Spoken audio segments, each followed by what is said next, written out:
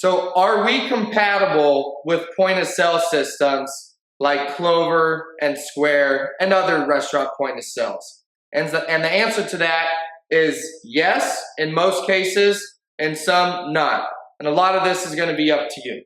So let me start with the Clover point of sale system. Great system. There's actually an app on there that you can download and get a button. So when you check out the sale, it'll say cash discount program. Very similar with the Square point of sale. When you go to close out the actual sale on the system, you have multiple buttons, right? You have a cash button, you have a credit debit button, you even have a check button, and then there's always an other button. So what we do when it's a Clover or a Square or even a standard restaurant point of sale, you're gonna close it out hitting the cash discount program button or the other button.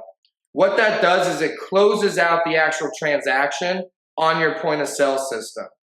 From there, you're simply gonna run the card through our terminal, okay? So at the end of the day, when you run a report on your point of sale, whatever you ran under that cash discount program button on your Clover, that number is gonna match exactly what you ran through our terminal. So it's the same amount of steps. Either way, you're pushing one button.